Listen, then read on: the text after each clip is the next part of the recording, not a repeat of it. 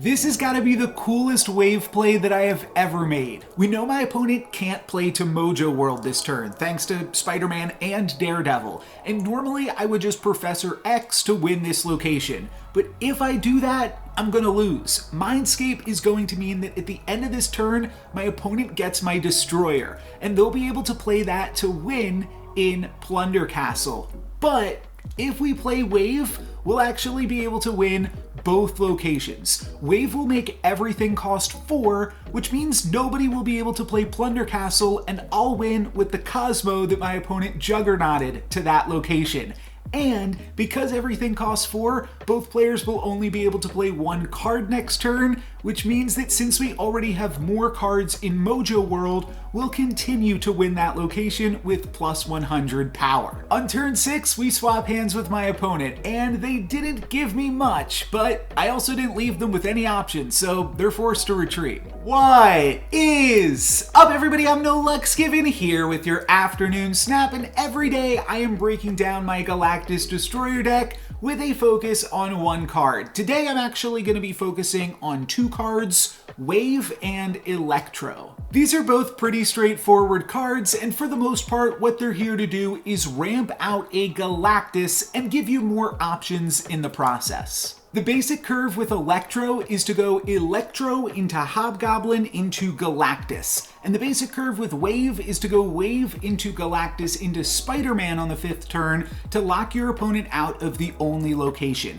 And you can sandwich these plays with Wolverine and Destroyer for some additional power. We're going to take a look at a basic Wave game plan here. We've got the turn 3 Wave, turn 4 Galactus, and turn 5 Spider-Man should be able to seal the deal. But we've got a lot of options here, thanks to Maximus and Nova Roma. So I'm going to iterate a little bit, mix it up. I think that the Spider-Man play probably would have also been good, but we draw Hobgoblin on turn 5, and my opponent probably isn't going to play 2 cards this turn, so we can play Hobgoblin, and that will also kind of act as a Spider-Man, assuming they play 1 card. They won't be able to play another one on turn 6. So this should be enough to get the win. I don't quite know what is behind Invisible Woman here, but my opponent is going to wind up retreating. I also wanted to talk in this video about ways that Galactus can get disrupted.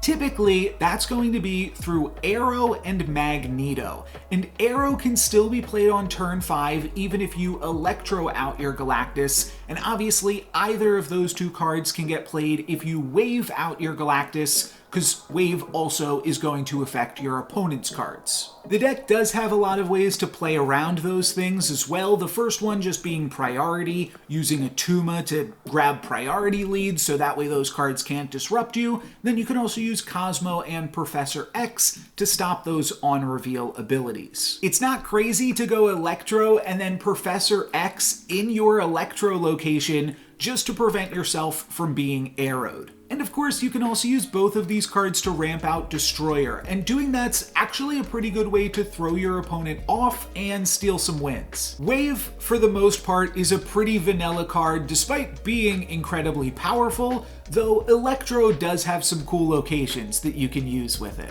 Gamma Lab is one of the first location that comes to mind, and in this one, my opponent was nice enough to also give me their Titania so I could turn that into a Hulk as well. So now I'm up with Hulk advantage and energy advantage, and that's enough for my opponent to retreat. Oscorp Tower feels like a location that was just made for Electro, so I snap on turn 2. Now, instead of having the drawback of Electro, we get all of the benefit and get to pass that drawback along to my opponent, and they're not playing a deck that can deal with this drawback that well. They're playing a Mr. Negative deck. I mean, I also get them with a Professor X in the Tinker's Workshop. They're gonna Magic in the Strange Academy, and then I'm gonna give them a Hobgoblin in the Oscorp Tower before they decide they've had enough. There's a few other cool locations with Electro that allow you to double up on that on-reveal ability, like Bar Sinister, Sinister London, and Kamar Taj. And we're going to use Kamar Taj to good effect in this game,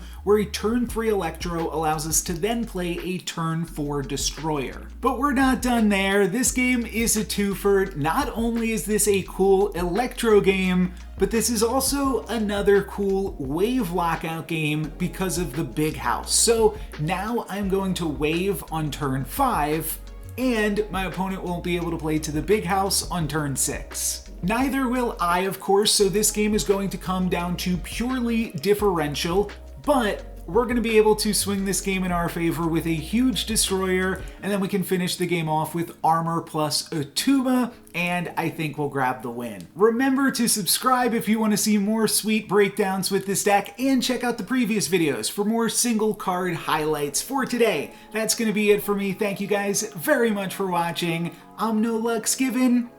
Peace.